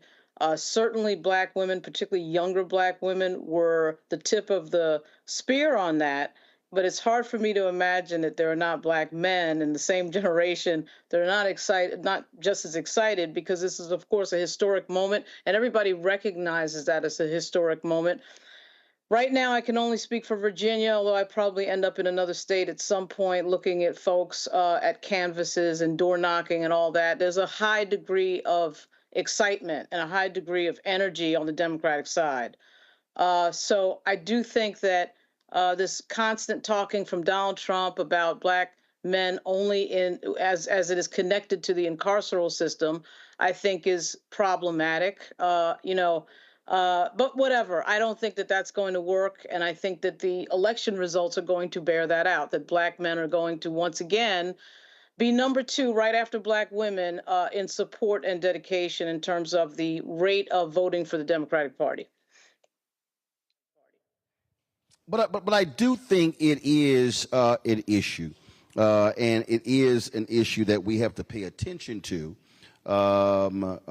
Reese and Greg, I'm gonna go to Greg first, because when we look at the numbers, 4,000 people had their sentence reduced because of the First Step Act, and 2,600 people got released. Now, we're not talking about massive numbers, but the reality is it is a very powerful narrative. When Alice Johnson was telling her story, the reality is this is about, and it's still an election of margins. And if you are trying to tell a story and appealing to people in that way, you very well could peel off thousands of votes with the narrative. And so therefore, Democrats had better understand that you can't lose the narrative game, Greg, when you talk about this conversation, especially when if it doesn't pass the House led by Democrats, Congressman Hakeem Jeffries, Cedric Richmond, and late Congresswoman Sheila Jackson Lee, it don't even get to the Senate and Trump can't even sign it. Yeah, of course, you're right. Of course. I don't know, brother. The whole Republican strategy has been for quite some time, and it's only intensified now by an order of magnitude. Let's get it close enough to steal. They were caught napping in 2020. That won't be the case now. As you have been talking about for quite some time, when we look at the level of everything from precinct captains to poll watchers in Detroit, one of my very good friends and comrades on the faculty at Howard, her mother has been a poll worker for decades, literally decades. She checked in last week to confirm where her regular place would be and was told that, oh, we tried to call you a few weeks ago to confirm that you'll be there, but since we didn't hear from you, you won't be working the polls this time. I'm not talking about she's been there for a year or 5 years or 10 years or 15 years. I'm talking about decades she's been working the polls. So the dirty tricks are in the fix. Now, how does that relate to what you're walking us through right now? Well, we know that district in Nebraska, that little Lynn Graham flew out there to beg to try to get to flip that Nebraska legislature to flip red. When that failed because of one legislator too close. One legislator. Now they, of course, had their backup plan, which is their dual plan, which is to go to the courts and try to get it through. And of course, delay is their tactic. That's what's kept Trump out of jail. That's what they hope will allow them to drag his carcass across the finish line on November the 5th. But ultimately, all of these things are delaying the inevitable. And that's where I want to go with that. A Lincoln grad, of course, the great Francis Kwame Nkrumah was famous for saying, "Seek ye first the political kingdom." The fight in this country is over political power. And in a federalist society where the states have all this power in terms of elections, the federalist system was set up when we weren't a factor. As we have become a factor, certainly over the last half century, they realize now that their only hope is to shave off margins and stave off the demographic shift long enough to maintain their white minority rule. That becomes a problem. For those people who are familiar with the what do they call it? The Electoral College Pact, where if you can get enough states to sign to agree to this pact, I think 17 of them have signed up for so far, the National Popular Vote Pact. If you can get 270 electoral votes worth of states to agree to this, to agree to the idea that whoever wins the popular vote in the national election, those states representing 270 or more electoral college votes will award their electoral college votes to that person. That will blow up the electoral college without having to amend the Constitution. Imagine, y'all, they trying to hang Tim Walz for saying the other day that he thinks the electoral college should be abolished. That's because they are white supremacists. They're not talking about everybody participating. If they can shave off a couple of people of felony conviction here, a couple there, then the felon they love will be returned to 1600 Pennsylvania Avenue, and he, like the rest of the felons in Florida, can't vote in the election, but it won't matter. It's so interesting, Reese, because I was seeing the other day, Bruce Bartlett, longtime Republican, had this whole Twitter thread where he talked about how Republicans engineered this and how when they split the Dakotas up, they purposely split the Dakotas up into two states, knowing full well that they would have those votes moving forward. So it was a fascinating thread. But on this point here, this is where, and I'm going to come to our panel here as well, Reese, that I need people to understand. This is why I keep telling black folks, if we are voting at less than 70% of our capacity, we are guaranteeing in some cases that we lose. If you look at the numbers, I mean, it's not hard. If black people voted at 70% of our capacity in Atlanta, 70% of our capacity in Detroit, 70% of our capacity in Philadelphia, 70% of our capacity in Milwaukee, meaning if 70% of all eligible black people voted in those four cities, Republicans cannot win those four states. Absolutely, Roland. But I was also reading an article today about, the alarms going off in Michigan, where it showed that President Biden got 51% turnout in Detroit, as opposed to 48% turnout for Hillary Clinton in 2016. Now, obviously, that's not entirely black, but you can attribute that to mostly black people. So 70%, yes, that's a game changer. But we're talking about even the difference between 48 and 51%. The problem is that we are not voting our capacity. This is not even talking about people that are not registered to vote. The reality is this country has 240 million people who are eligible to vote, but we're only expecting 160 million people to actually cast ballots in this election. And so Republicans can get away with gerrymandering state legislatures. They can get away with gerrymandering the congressional seats, and they can get away with the Electoral College because 80 million people stay home in these presidential elections, and even more people stay home in these midterms. And so as it relates to black people specifically, we can make the difference in states like Mississippi, which has never had a black person, at least post-Reconstruction, elected to the Senate. You can get Cindy Hyde-Smith out of there. You can make the difference in all of these states. But we are too hell-bent on staying home. Now, part of that is we're disaffected and disillusioned, and a lot of us feel like it doesn't matter who's in office. That is categorically untrue. If we exercise our power, we make the difference. If we don't, then we are abdicating our power to the MAGA people, and they have diametrically opposite views on which direction this country should go in. Donald Trump is making it clear, and so is J.D. Vance. Drake, we actually saw that in the last 3 years, where especially after the 2020 election, Moms for Liberty ran folks for school boards all across the South, in this state as well. And guess what? They took over the school boards because they had low turnout.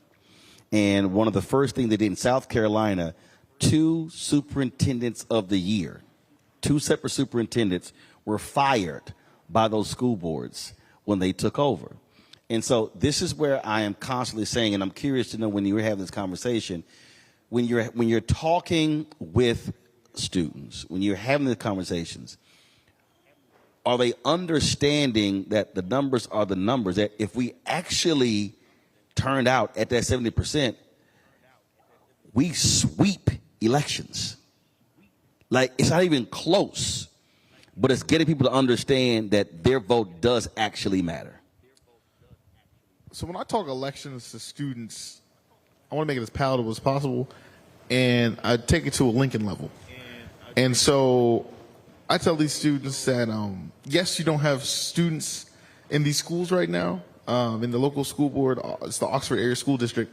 You don't have students in these schools, but you need to vote in these elections, because that's why so much of the outside population doesn't know about Lincoln University and the history here, right? Because they don't want to teach it in school. We went to the school board last year, and you mean the local school board where the university is located? Yes. Go ahead. Yes. Oxford Area School District.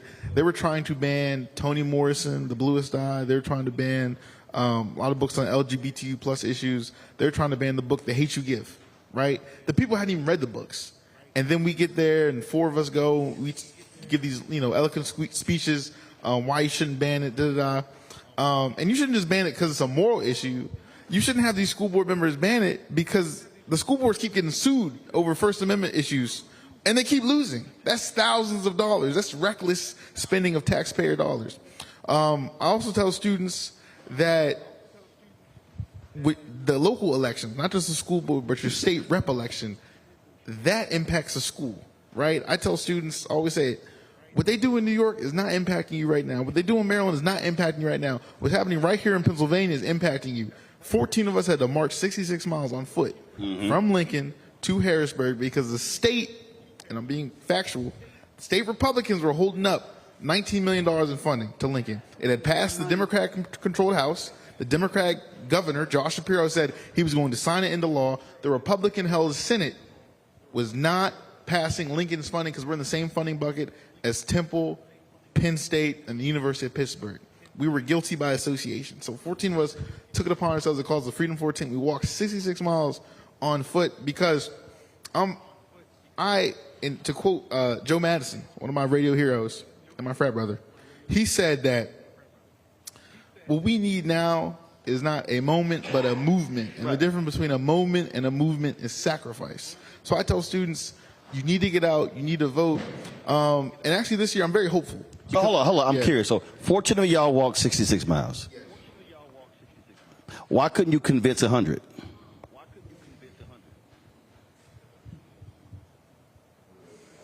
No. Follow me here. Now, there's a reason I'm asking that. Because how many students here? 1,600. 1,600 going to benefit from the 19 million. And the other thousands at the other 3 schools. Right. No, but the point I'm making is when y'all were sitting here planning like, hey, we need to do this here. I take it y'all talked to more than 14 to do it. We sent it to the whole school. But 14 said, let's do it. Why did others, what did others say? Nah, man, I know y'all trying to get that 19 million. Because I'm sure these are the same people who complain about buildings on campus, we need this, we need that. Y'all were trying to go get $19 million. I'm just curious to know what that conversation was like, trying to convince them that, hey, this is for all of us, not just 14 of us. I had all kinds of students come. Now you see why I asked that question? See, that's why I do this. He was like, what's wrong? He's like, what's the point of the question? I got this. Right, this. Live audience, ladies and gentlemen, we love it. And when we were planning this march, we had it sent out to the whole student body. We had meetings about it, rallies, and I think me and my other organizer, Mackenzie Hanks, we were both. I was naive, right? I thought we were gonna have the Freedom 50. I thought it was gonna be 50 students. We were gonna We Shall Overcome all the way to Harrisburg. It was the Freedom 14, and students had logistical questions: where are we gonna sleep at? What are we gonna eat? Can I bring my asthma medication? Right? Stuff like that. Then you have some students, and I think this is the issue here. This is the issue with not just at HBCUs, but students across the board. They don't have the political acumen to see how these physical steps can really turn into actions with the State House. Because when we showed up, just the 14 of us, right, the bill ended up getting passed, the governor signed it at Lincoln's campus. When the 14 of us went to those Republican offices, I said, hi, my name is Drake Smith. We just walked 66 miles from Lincoln University in Lower Chester County. Say that again, young man. We just walked 66 miles over 3 days from Lincoln University all the way to Harrisburg because the state promised us $19 million and we don't have it. And, I explained to them what this would do, what happened to the school without the money, right? This is about 20% of our operating budget. 60% of our operating budget is from tuition and fees. So this is more pressure on the student body. 60% of our student body comes from households that make less than $60,000 a year, right? That's poverty. And I say Lincoln does the most with this money, right? We have produced world leaders, right? Kwame Nkrumah, that you heard earlier. Nnamdi Azikiwe, the current prime minister of Namibia. We have the first black member of Congress from Pennsylvania, Robert N.C. Nix. And we have the current mayor of Philadelphia, Sherelle Parker. And Lincoln, I can go on, a tangent about Lincoln, right? Lincoln is the nation's first degree-granting HBC. We've done so much. We're celebrating 170 years right now, right? We need to vote now. I tell this to the students. I told this to the legislators. We need to vote now to make sure that Lincoln will be here for another 170 years. This is the Keystone State. This is the Keystone University in that state. Right. But see, Doc, this is the thing that's why I wanted to know, because what I say to people all across the country, whether they are college students, whether they are in cities, whether they're in rural, you can yell, you can complain, you can moan, you can cry, you can pray. But you have to do something to actually make it happen. And so I'm saying, all right, it's not walking 66 miles, but my God, if you can't even go a mile to vote, then how do you think you're going to get anything? And that's the thing for me that we have to constantly explain to people. You're guaranteed to get nothing if you sit on the couch. That's a guarantee. But there is a possibility that something can happen if you organize, mobilize, and not just vote, but what I keep saying, another one of our greatest failures is that we don't keep that organization in place after the election to now put pressure to actually get the results. Your thoughts? Absolutely, you are correct. That's what normally happens. In the elections normally have three phases: the pre-election period, voting day itself, which we call election day, and then post-election, day, and the months thereafter. Towards the election, in the pre-election phase, people are very excited. There's a lot of noise. There's a lot of fanfare and so on. And of course, on voting day, there are some people who are uncertain, like I said, who are sitting on the fence, not sure whether they are going to vote or not vote, and so on. Of course, there are those who would have made their mind that yes, I'm definitely going to vote, and I'm going to vote for party X or Z. Come after the election, it's like people now go to sleep. They forget that, by the way, they need to make sure that they keep those people that they have voted into power accountable.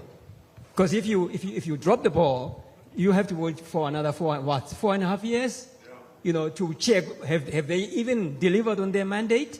So it's all about active citizenship. It's about responsible voting, activity and behavior.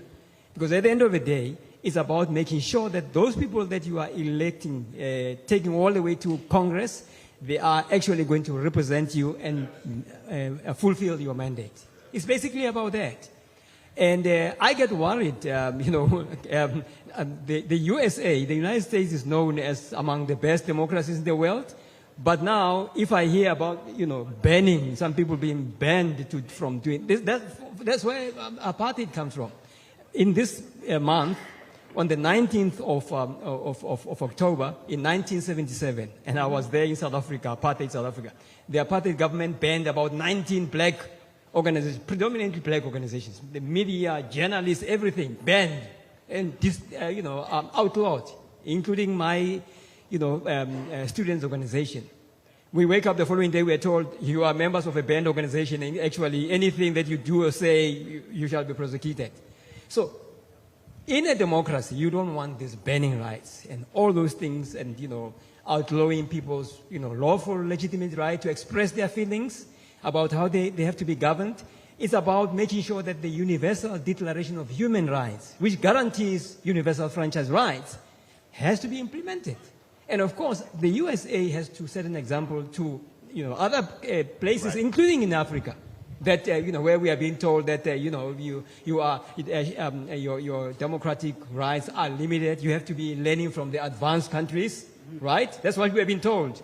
But when I come here and I hear stories about some sections of the society apparently being disenfranchised, it's worrisome, because we have to learn from someone. Right. Yeah. Doc, I want you to answer this here, because this what kills me, and I'm gonna get Greg, Reese, and Lauren away in as well. It is stunning to me when we constantly talk about on this show the $17 billion that HBCUs have received in the last 3.5 years, and to hear black folks say, well, that really ain't major. And I sit there and I go, are y'all crazy?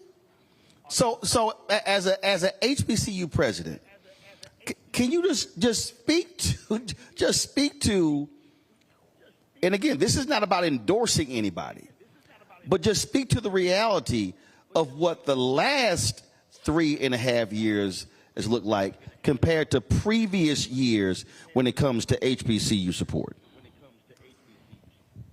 Yes, it's been really different. There's a White House initiative on HBCUs, and it's been around for a while. And there have been opportunities, but nothing at the magnitude of the opportunities that our schools have received in the last 3.5 years. At the end of the Trump administration, COVID came, and we did benefit, and our students benefited, and I think most colleges in this country are still open because of some of those laws that got through Congress and provided those funds. In the current administration, it has gone sort of on steroids in terms of just really thinking about how to not just directly invest, so directly invested in capital on our campuses. Our campuses in many cases are crumbling, and so some of the dollars have gone to really shore up some of the physical structures.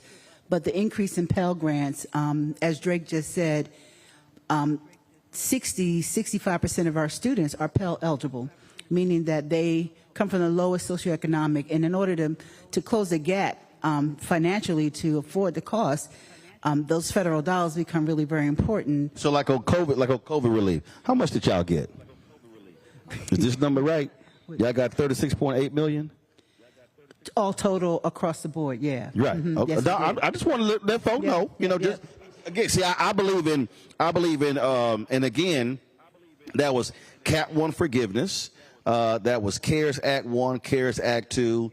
That was American Rescue Plan Act 1 and Act 2. Just so folk understand where the money that. And $38 million during COVID.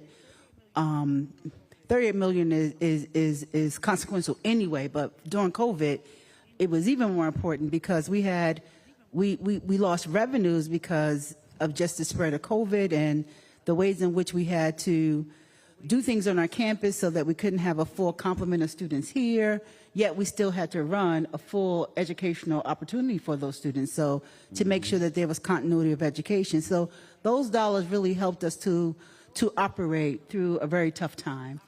But it doesn't stop there. There's also been in that $16-17 billion, the investments that have been made in HBCU's ability to be a part of some of the federal contracts and grants.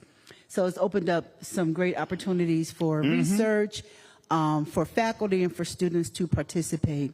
And then there are the things that are happening more generally where the impact of those dollars are really impacting Black and brown communities, like the infrastructure grant, for example, the infrastructure bill, that's really helping us to get more people in the workforce around these more highly technical jobs. So if we take COVID out, just take COVID out. Okay.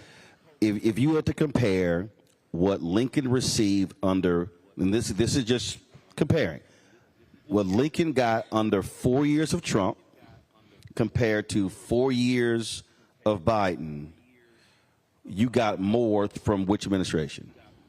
Well, definitely we got more from the Biden administration. Yes. A lot more. A lot more, yeah. Gotcha. Okay. Yeah, because the reason I say that is because I think when we have these conversations, and Reese, I want to bring you in here as well. When we have these conversations, we got to stop having the general conversations, and we got to compare apples to apples.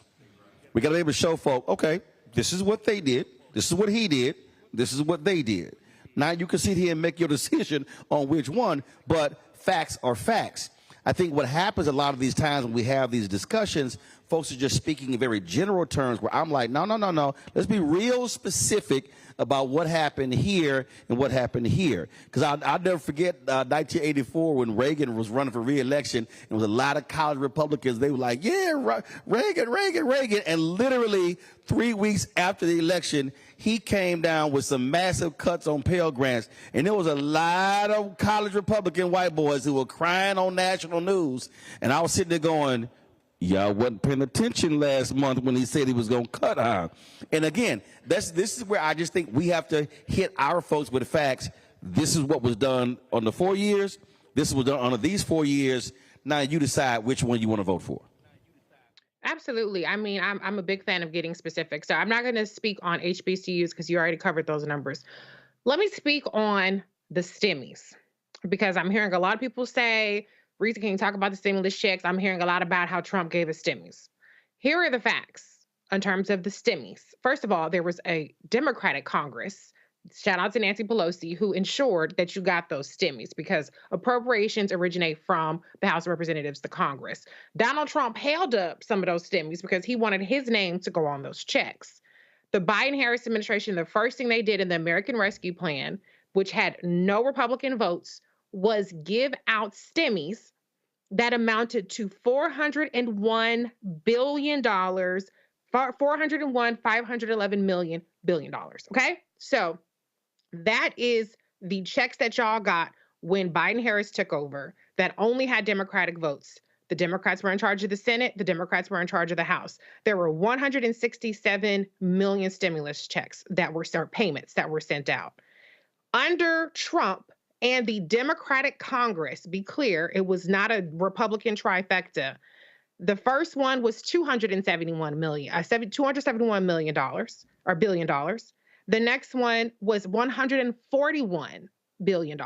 And so this whole idea that Trump gave you all the STEMIs, where one stimulus check came out to almost as much as two stimulus checks under a Democratic Congress and Donald Trump signed it, is crazy. And that was completely on a partisan level where the Democrats gave out $401 billion of stimulus checks. The other two checks combined came out to $412 billion. So the idea that you only become flush with cash when Republicans are in office, when Donald Trump is in office, is a lie. And that's not even including the fact that things like unemployment assistance were rejected by people like Brian Kemp, and other Republican governors. That's not even including the fact that you had Republican governors like Kay Ivey who spent COVID money on prisons instead of shoring up the schools. That's not including the fact that we cut child poverty in half with the child tax credit for a year, which the Republicans obstructed, and so on and so forth. So if we want to talk about dollars in hand, We can talk about a number of things, but one of those things that the Democrats did even better than Donald Trump did was give you stimmies. And Lauren, when you go on top of that, when you add in child care assistance, extending moratorium on evictions, and as Reese said, unemployment insurance, when you talk about student loans as well, like I'm a strangle somebody black who goes, well, you know, okay, they forgave $160 billion in student loans, but I didn't get none. Well, hell, hey, you didn't get it, but somebody else got it. Like I can't be mad at $160 billion. That's what kills. Like I saw one fool on social media. He was like, they need to get rid of all student loan debt. And I'm going, I guess you didn't realize what the Supreme Court decided. Oh, I'm sorry. You didn't vote in 2016. And Trump got a chance to appoint 3 Supreme Court justices. So don't complain to me about a Supreme Court decision that came down the pipe several years later when you didn't vote in the election, when you could have actually impacted who the Supreme Court person is. That to me is crazy when you see almost 5 million people and $160 billion that was actually provided in relief. That's real money, Lauren. Yeah, that is real money. Obviously, things like the child tax credit and the fact that the Republican Party has a history of going after federal employees, going after federal employee retirement. George Bush wanted to privatize Social Security. Ronald Reagan messed up the civil service system. You used to be able to retire at 32 years at 80% of your salary. And then Ronald Reagan comes along and messes that up. Donald Trump, of course, is talking openly about eliminating several huge federal agencies, including the Department of Education. He's talking about somehow dismantling the FBI. These, of course, are all jobs, right? And the federal retirement system is the best in the country, actually, in terms of rate of return. And so, you know, the Republican Party is just really good at messing up people's money, trying to privatize it, trying to funnel it to their buddies. And, you know, the problem, the real danger here is that we're dealing with a Donald Trump that would be, of course, on his second, were he to win, his second term in office is going to be a hell of a lot more dangerous if it happens than the first, because, of course, he would know a little bit more of what he was doing. And people like Steve Bannon and Steve Miller, this is all they talk about, is dismantling the federal government. So if we just looked at just federal employees, which is a place where a lot of African Americans can go and get a guaranteed retirement because none of this is subjective or up to somebody's opinion or whatever. Everybody has the same retirement. Everybody's under the same retirement system and gets the same benefits. It's one of the best in the country. And the Republicans are openly talking about dismantling it. That alone should get people's attention, because it is amazing to me, the Republican ability to sort of try to make people's lives more difficult, whether it's screwing around with people's health care, trying to dismantle the Affordable Care Act. Why? Why are they trying to do that? Or privatize things. I mean, this is just what they're up to, and these are real dollars and cents types of things that you can't get back again once they're lost. You know, Greg, I think a lot of times when you look at, and this is just, I think, human instinct. You got a lot of folks who don't like today, like, oh no, be humble, you know, don't take credit. No, sometimes you need to take credit. I remember when my 6 nieces were with me, I was like, oh no, let me explain to y'all who bought all this stuff. And I was real clear. Okay, that laptop cost $2,000. Yeah, Uncle Roro paid for that. Let me real clear where the money came from. Oh, no, I was real clear. I break it down. And so, to me, if I'm Vice President Kamala Harris, between now and Election Day, I would do a whole speech on, we did that. That'd be my hashtag. I'd be like, we did that, and we did that, and we did that. And I keep telling y'all, that scene from Jungle Fever when Flipper, Wesley Snipes, when he quit, and he was going through the office, and he was pulling down architect, he's like, mine. That's how you got to do this. The reality is you're going up against somebody who Donald Trump took credit for a veterans bill that Obama signed. Like, we got actual video of Obama signing the bill and Trump took credit. When you're running up against somebody who took credit, he's still claiming he guaranteed funding for HBCUs when it was a $250 million program and only $90 million went to HBCUs. The rest went to Hispanic serving institutions, and his budget zeroed it out of the budget. And then it was Congresswoman Alma Adams, Congressman Bobby Scott, and others who put it back in. Those are the facts. This is just where you got to just put that stuff aside and learn to take credit for some stuff you did. You have to. You have to. We remember last month when the White House announced, what was it, about $1.3 billion in additional support for HBCUs, and you covered the story, putting this administration over the $17 billion mark collectively. There is the deep value of crowing loud, long, everywhere, because you are facing someone who is a liar to his DNA. There's an enthusiasm in the lying of Donald Trump. And when you combine that with whatever brain disease that he has, whether it's untreated syphilis or some other malady that is causing the mush inside his skull to rot and fall through his ears, you have an unstoppable force, a person who is not dealing with reality. So as you say, you've got to, you not only combat them with facts, you project it forward. I mean, if you want to appeal in an idiocracy like the United States of America to people's individual interest, then you can say something very simple. I mean, in that same White House press release where they announced the additional $1.3 billion in funding around the second week of last month, September, they talked about how the United Negro College Fund has recent research to say that HBCUs generate about $16.5 billion annually in economic impact on communities that they are in. Now, and not only communities they are in, but the communities that their students are from and return to. Those students, that generates over 136,000 jobs and $146 billion in collective lifetime earning for the graduates. Now, that should resonate in the Confederacy. I don't call it the old Confederacy because those 11 states remain in the Confederacy. As we heard Maya Wiley talk through the survey, most of the states that restrict people who have been convicted of crimes from voting in the most egregious category, which includes paying all the money back, are in the Confederacy. Well, that's where the HBCUs are as well.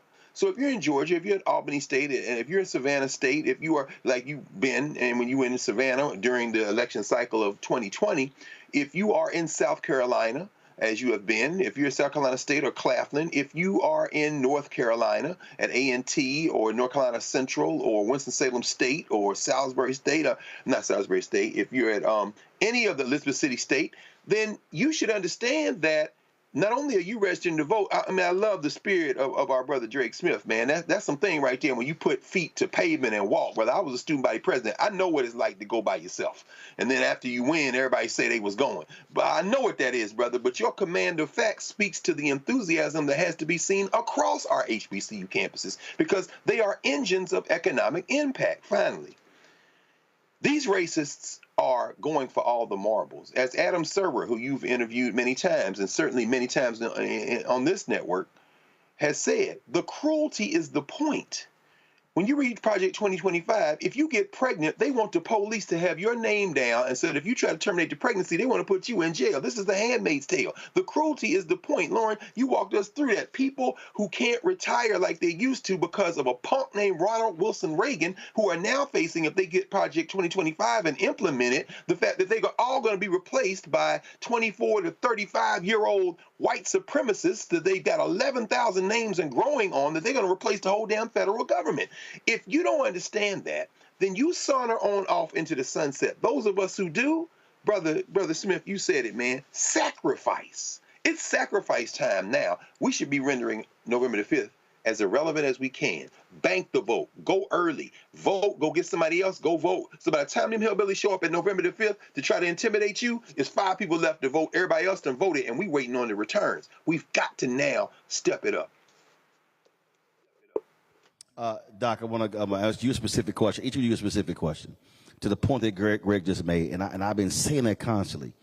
You could talk about the $17 billion to the HBCUs, but the reality is, when he talked about the economic impact, So if you're in a community around an HBCU, you're benefiting from that level of investment.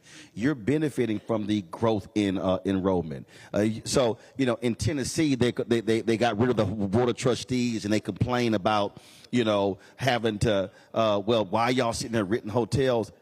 Fool, your enrollment is exploding. Then they were mad trying to figure out why the folks were going to Tennessee State, not going to the white schools, kind of like because they didn't want to go. And then we start talking about Florida A&M, TSU. All these schools are seeing growth. That's benefiting restaurants. That's benefiting apartment complexes. So the economic impact of HBCU growth extends beyond the campus. It's the community around the campus as well. Absolutely. We are the largest employer in this area. And so we are, but we are the largest African-American community in this area. So the economic impact that we have, unlike some other HBCUs that are still centered in black communities, we are actually building the economic impact in a community that's more racially diverse than in a lot of places. So Lincoln grows, more jobs, benefits the area. The area, right. Oxford grows. I was a student here back in the 1980s, and I've seen, coming back, the tremendous growth in this area, and this university continues to contribute to that. And, you know, that's important. That's an important point for people to know, that when we're in those communities, we bring something. We're not taking anything away. Dr. Mapune, your advice to, there's somebody who's watching right now, somebody who's listening, and voter registration deadline is coming up. North Carolina, deadline is 5 p.m. tomorrow, okay? Battleground state. Impacted by hurricanes, but Obama wins that state by 14,100 votes in 2008. Black people over-index in a huge way in that state. What do you say to that person, somebody from South Africa? What do you say to that person who is saying, listen, I don't see it, I could check out, I'm just not interested in any of this at all, I'm not going to vote? What do you say to them? So my advice to that person is that democracy is about decision making, and if you do not want to make a decision yourself, you must be prepared that someone will make a decision on your behalf. And that starts with voting. If you are not going to vote, that means you are relinquishing your right to vote and to make a decision to somebody else. You need to make sure that your decision is made in your own interest. And if you are saying, well, I'm not going to vote, I couldn't care what happens after the vote, then you are forgetting that those decisions are going to come back to bite you. Like you said, like your example, speaking to those people who, vote in someone else, and then a few months down the line, they start crying to say, but we made a wrong decision. So the simple thing is, make a decision November 5, and even before, you have to make that right, because it's your decision, it's your life, not just 3 months, 6 months, 9 months down the line, but 4.5 years, 5 years later. Drake, there's a young brother or young sister in college or not in college, and they are on the fence. They say, I might sit it out, I might vote Green Party, I don't like this. You're already shaking your head. And they come up with a variety of reasons. What do you say to them why they need to get registered and why they need to cast a ballot? I think I say to my peers, if your vote is not important, why are they trying so hard to take it away? I mean, every day something in the news, right? They're trying to wipe her name off the ballot for this, and this reason, because there's power in your vote. And I don't think it's not what I say it's going to show people. I think it's me doing, right? I've voted in every election since I've been eligible, since 2020. And I'll vote in every election till my heart stops beating, right? Because it's that important. And I can't not vote because I think of the sacrifices that got me here, that got my vote. I think of my grandmother, right? She's in her mid-70s. They used to throw rocks at her. She's one of the first black women in her, from the first black students in her high school, integrated. used to throw rocks at her, right? I think of the founders of Lincoln University, right? Started with one building, like one professor who was the president, 3 students, 30 acres, and no mule. And look at us now, right? That is from a good God upstairs, but also from actual manpower. And I can't throw it all away. There's too much at stake this year, right? There's too much that's been put on the line for you to sit at home and not do anything. Because the reason that you think your vote does not matter is because they're putting a lot of money and time and effort into telling you that. So I'm going to say this to close this out, and that is, and again, I love for people, I need people to understand and see tangibles. This is a state university, which means it receives state funding, which means that the folks who vote on this university, they are elected by the people. And what our folk have to understand is that this is our money. A state institution is our money. I remember I had some folks who said, why don't you go to Texas A&M and not go to Texas Southern? I said, well, both of them state schools. I said, so I'm going to go get their money too. That has to be a state of mind. And so this state of Pennsylvania is going to be hugely critical when it comes to who is the next president of the United States. But there's also a U.S. Senate race. It's also important. And who controls the United States Senate is most important. Because the reality is this, under Biden-Harris, 200 federal judges, actually it's more than that now, have been appointed to the federal bench. 58 African-American, 37 black women, 21 black men. This president and the vice president appointed more black women to the appeals court than every president before them combined. Combined. Biden leaves office January 20th.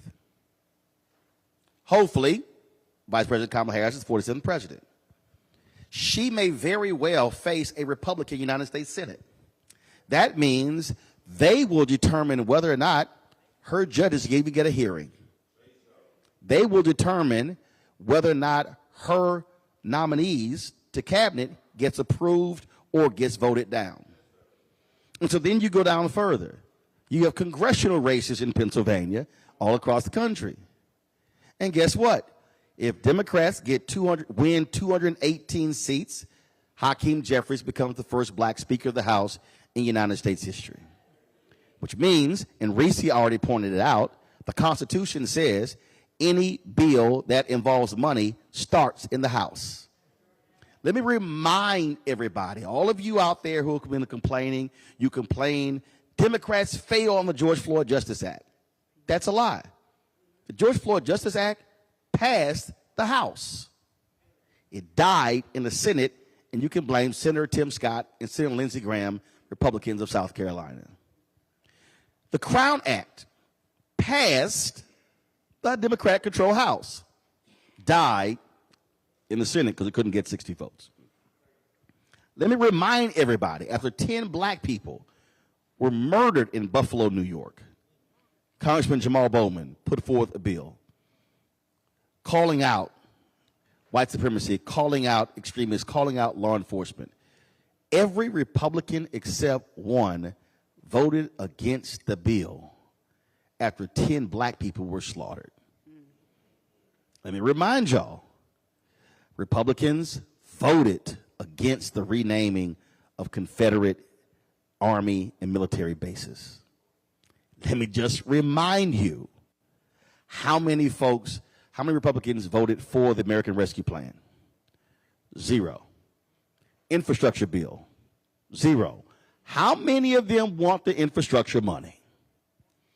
And right now, how many Republicans voted against FEMA funding and they're now begging FEMA for money for their community? All I want people to do, forget a Democratic Party, Republican Party, just look at issues, just like when I asked about HBCUs. How much money did HBCUs get under Trump Pence compared to Biden-Harris? And if more happen on the Biden-Harris than got on the Trump-Pence, it's a good bet you're going to get more on the Harris walls than you will Trump and Vance. And so I'll strip away party and just look at where the issues stand. And if I'm looking at civil rights, if I'm looking at voting rights, I'm looking at criminal justice reform, black maternity health, I'm looking at the health period, it's no choice. It's a very easy choice. But one thing you have to do is not sit at home and then say, well, both parties are the same, because they're not, and the facts actually show it. We appreciate all the folks at Lincoln for making today's show possible. Madam President, thanks a bunch. Y'all know I'm real black. We were going to Philadelphia for 2 days, and they had me going to a suburban Penn State school, and I was like, what is this school?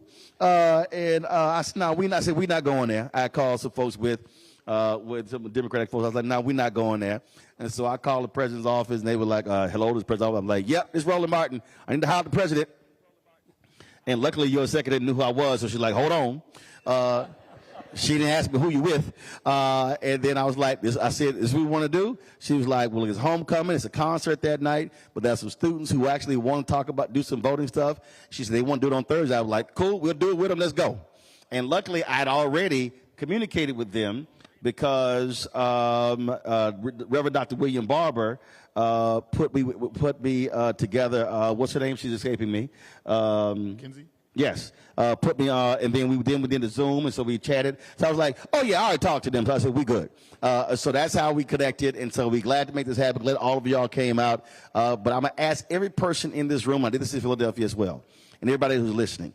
All I'm asking you to do when you leave here is call 10 people you know, and ask those 10, are you registered? And then if they say yes, they are, then you say, what's your voting plan? And then if they say I'm not, then you say, I'm going to get you registered. Because this election is going to be won by the margins. Literally, they're expecting that Pennsylvania, Michigan, Wisconsin, North Carolina could be decided by anywhere from 10 to 20,000 votes. So if 100 people call 10, that's 1,000 votes alone. And if the margin is 10,000, that 1,000 represents 10% of that number. And so, trust me, your 10 phone calls can make a difference. To all the folks watching, we appreciate it as well. Y'all, please keep supporting the work that we do. We're back in D.C. tomorrow. We're going to be in North Carolina next week, Wednesday, Thursday, Friday, broadcasting from there.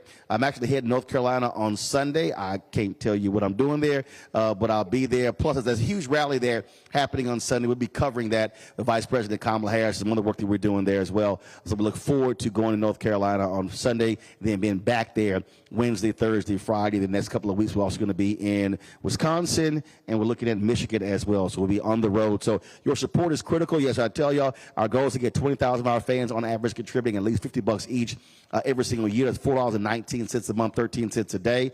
Since we launched this show in 2018, 31,000 of our fans have contributed anywhere from $1 up to $30,000 to make this show possible. And so please make it happen. All my analog people who don't trust Cash App, PayPal, Venmo, Zelle, here's our P.O. box. Y'all see y'all checks and money orders.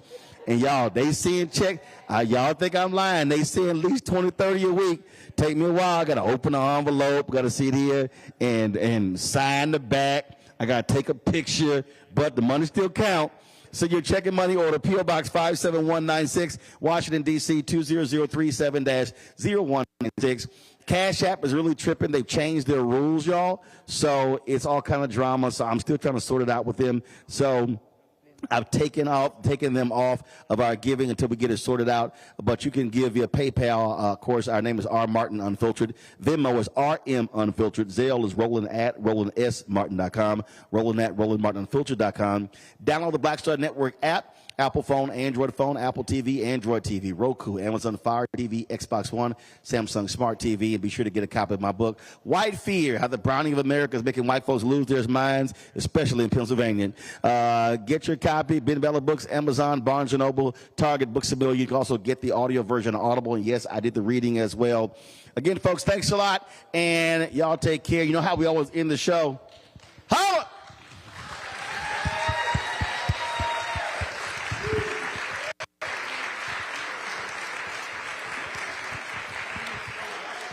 Black Star Network is here. Oh, no punch! I'm real revolutionary right now. Thank you for being the voice of Black America. All momentum we have now, we have to keep this going. The video looks phenomenal. See, there's a difference between Black Star Network and Black-owned media and something like CNN. You can't be Black-owned media and be scared. It's time to be smart. Bring your eyeballs home. You dig?